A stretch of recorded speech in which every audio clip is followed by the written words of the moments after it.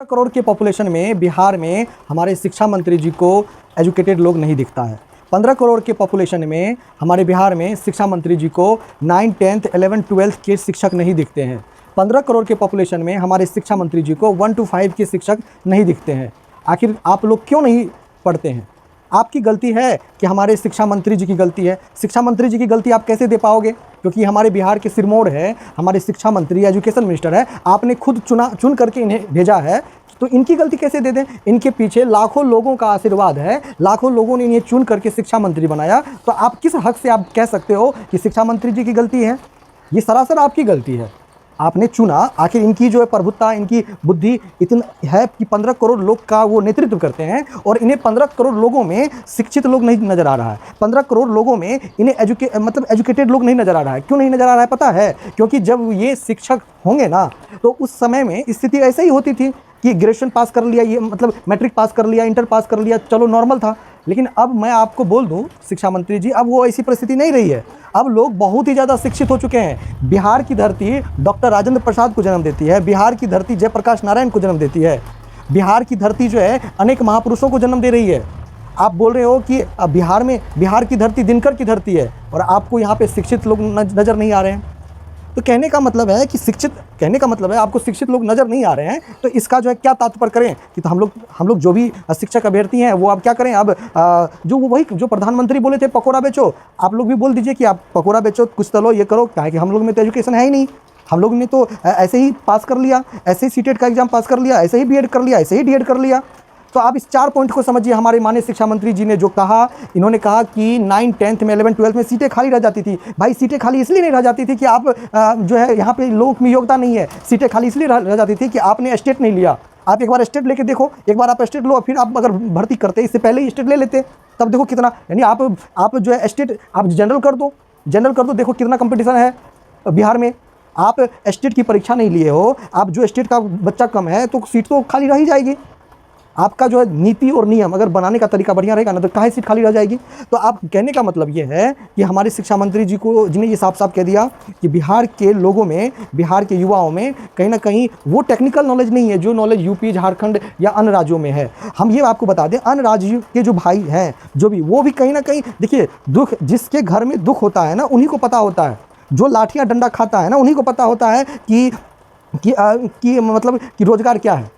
लाठी डंडा सीटेट अभ्यर्थी ने खाया, 3 साल से सीटेट अभ्यर्थी ने खाया, और आप बोलोगे एक यूं ऐसे ही बोल दो कि चलो डोमिसाइल सब राज्य भर देंगे। आपको मैंने इससे पहले वाला वीडियो आप देख लीजिएगा, उसमें मैं बताया ना। आपका केरल, देखिए मैं आपको बता दूं, झारखंड हो गया, राजस्थान हो गया, मध्य प्रदेश हो गया, आपका यूपी हो गया, सारे ऐसे पेज लगाए हुए हैं कि हम बिहार के जो वासी हैं उनको तो टीचर नियोजन में तो शामिल करता ही नहीं है। यूपी ने क्या किया? तो यूपी कर दिया कि 5 साल अगर आप रहोगे तब आपको टीचर में सम्मिलित किया जाएगा, यानी 5 साल तक अगर आप वहाँ पे रहोगे तभी आपको वहाँ पे भर सकते हो। उसके बाद केरल में भी क्या कर दिया गया कि केरल में 10% आरक्षण है, तो केरल में कौन जाएगा पढ़ाने के लिए? वेस्ट बंगाल में कौन जाएगा पढ़ाने के लिए? आप यहाँ पे हिंदी पट्टी के लोग हो, वेस्ट बंगाल में फॉर्म भरोगे? लेकिन इस हिंदी पट्टी में सारा लोग फॉर्म भर सकता है, क्योंकि ऑब करके वो तो हिंदी बोल ही लेगा। तो देखिए 4 पॉइंट को समझिए क्या बातें हैं। देखिए यहाँ पे तो बात यहाँ पे ये है कि इसको देखिए 4 पॉइंट में समझने की कोशिश करिए। आरक्षण बिहार के बाहर लोगों को मिलेगा, परीक्षा की तिथि बढ़ेगी, आवेदन करे या ना करे, आंदोलन होगा या ना होगा, इस चीज़ को समझिए। देखिए जहाँ तक बात है आरक्षण की, तो देखिए सबसे ज़्यादा जो नुकसान होगा वो जनरल कैटेगरी वाले बच्चों को होगा। जनरल कैटेगरी वाले बच्चों को होगा। देखिए आपको लोगों का डिमांड क्या है कि आप जो है आरक्षण जो अगर आप देना भी चाहते हो तो आप आरक्षण 10% दो। कितना दो? 10%। जनरल फाइट मत करवाओ, यानी ना तो 20%, ना 50% आप और ना ही 100%। आरक्षण कितना देना चाहिए? 10%। ये जो भी कहीं ना कहीं जो सीटेट अभ्यर्थी सारे हैं उनका डिमांड है कि 10% आप आरक्षण करिए। अगर करना भी है तो 10% आप आरक्षण करिए। तो है क्या कि जो 50% जो सीटें हैं वो जनरल सीटें हैं, तो जनरल सीट में ही फाइट हो जाएगा, क्योंकि ईबीएस सीट और EBC seat, OBC, SC, ST वो तो फिक्स है। वो तो फिक्स है, लेकिन जो फाइट होगा वो जनरल में होगा, क्योंकि राज्य के बाहर जो भी अभ्यर्थी होंगे, चाहे वो SC ST OBC किसी जात में हो, वो आपको जनरल में ही वो फाइट करेंगे। तो जब जनरल में फाइट करेंगे तो आपका 50% सीट पे फाइट होगा। तो डिमांड क्या है कि 10% सीट पे कहीं ना कहीं उनको आरक्षण मिले। आरक्षण बिहार के बाहर के लोगों को 10% ही मिलना चाहिए। अगर वो 50% करता है, जैसे कि जनरल में फाइट करेगा, तो पूरा 50% सीट में जिसका रैंक ज़्यादा होगा वो लेगा जॉब। तो ये कहीं ना कहीं जो भी सीटेड अभ्यर्थी है उनका डिमांड है 10%। अब देखिए आगे दूसरी पॉइंट पे देखिए, परीक्षा की तिथि बढ़ेगी या नहीं। देखिए परीक्षा की तिथि जरूर बढ़ेगी, क्योंकि आप समझ लो कि अब आवेदन कितना होगा ये कहना मुश्किल है। पहले आवेदन समझा जाता था कि 7-8 लाख के बीच होगी, लेकिन अब आवेदन जो है 20 प्लस जा सकता है, 20 लाख प्लस जा सकता है आवेदन। क्योंकि अगर मान के चलिए हर एक जिला में, यूपी में पॉपुलेशन आपसे ज़्यादा है, यूपी के लोग, मध्य प्रदेश के लोग, राजस्थान के लोग, उसके बाद अगर बात कर ले बंगाल के लोग, गुजरात के लोग, सब जगह बेरोजगारी है।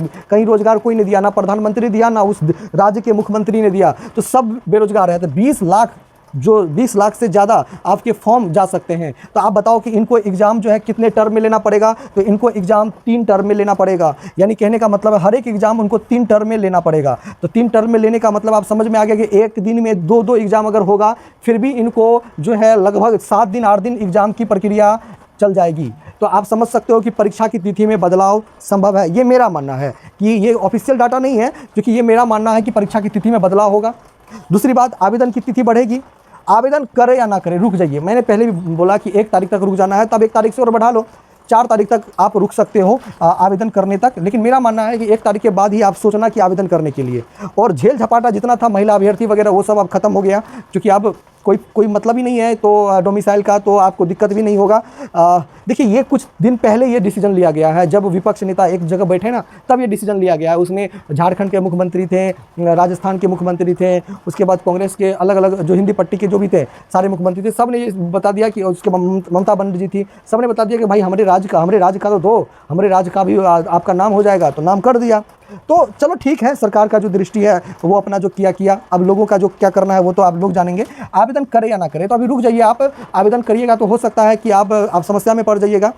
काहे कि आपको बार बार एडिट का ऑप्शन है, तो एडिट बार बार करना पड़ेगा। कितना आप एडिट करिएगा, दिमाग खराब हो जाएगा। आप जाके कैफे को पैसा पे पैसा देते जाइएगा, तो आप छोड़ दीजिए। आप 1 तारीख के बाद ही करिएगा। बात रहा आंदोलन होगा या ना, तो अब ये कैसे आप बोल दीजिएगा कि आंदोलन होगा या नहीं। लेकिन 11 जुलाई को तो फिक्स है, 11 जुलाई को तो फिक्स है कि नियोजित टीचर जो है सड़क से संसद तक चलेंगे। अब बात रही जो ये पहले नियोजित शिक्षक का मामला था, अब मामला आ गया सीटेट अभ्यर्थियों का भी मामला आ गया। अब ये मामला जो है सिर्फ नियोजित का नहीं रह गया, 2018, 2019, 2020, 2021 सारे जो कैंडिडेट हैं, ठीक है, सबका ये मामला रह गया। यानी ये 4 साल से जो कैंडिडेट थे, सारे कैंडिडेट अब 11 जुलाई में सम्मिलित हो सकते हैं। और जब वो होंगे तो आंदोलन बिल्कुल बड़ा हो सकता है। कहा कि 11 जुलाई को कहीं ना कहीं सरकार को अल्टीमेटम दे दिया है, 100 विधायकों का पत्र शामिल है। तो ये आंदोलन की बात अभी नहीं किया जाएगा, क्योंकि अभी बातें आई नहीं हैं। लेकिन जो नियोजित शिक्षक 11 जुलाई की बात जरूर किए हुए हैं कि आंदोलन जरूर होगा। कहा कि नाराज़ तो सब हैं, 18, 19, 20, 21 वाले, और बिहार के पूरा युवा नाराज़ है। जो आगे बीएड करेगा, डीएड करेगा, वो भी नाराज़ है। तो कहने का नाराज़गी का ये मतलब नहीं कि दूसरे राज्य को आपने आरक्षण दे दिया। पहले से भी लोग चलता था कि 10%, 5% आरक्षण चलता था, ऐसा बात नहीं है। लेकिन कहने का मतलब है कि आपकी नीति क्यों बदल जाती है, आपके बात क्यों बदल जाते हैं, आपके 10 लाख नौकरी कहाँ गए आपके। और उधर की बात कर लें, कोई पक्ष विपक्ष की बात नहीं करेंगे, उधर की बात कर लें तो प्रधानमंत्री मोदी जी के 2 करोड़ नौकरी कहाँ गए। तो सब युवाओं को ठगने के चक्कर में है, युवाओं को बड़गलाने के चक्कर में है। तो मैं आप लोग को यही बात कहूँगा कि सरकार से काम है, आराम से काम लीजिए, ठीक है। और आराम कितना लीजिएगा तो आप देखिएगा। लेकिन आंदोलन होगा या नहीं, इस पर अभी कोई बात नहीं है। लेकिन 11 जुलाई को फिक्स है कि नियोजित शिक्षक अपनी बात को रखेंगे। अब कहीं ना कहीं एकता लोगों को दिखानी पड़ेगी। जब तक आप एकता नहीं दिखाओगे, आपकी सरकार सुनेगी नहीं। चलिए यही जो मेन टॉपिक था मैं बता रहा हूँ। और आवेदन भी नहीं करना है भाई, और क्योंकि आवेदन अगर करोगे तो कहीं ना कहीं आपको बार बार एडिट करना पड़ेगा। परीक्षा की तिथि बिल्कुल बढ़ेगी, लेकिन आपको पढ़ना है, पढ़ाई को छोड़ना नहीं है। पढ़ाई के प्रति जो है आप पूरा जो है आश्वस्त रहिए। चलिए जो अपडेट होगा चैनल को लाइक करिए, सब्सक्राइब करिए, क्योंकि जो अपडेट होगा मैं तुरंत देने की कोशिश करूँगा।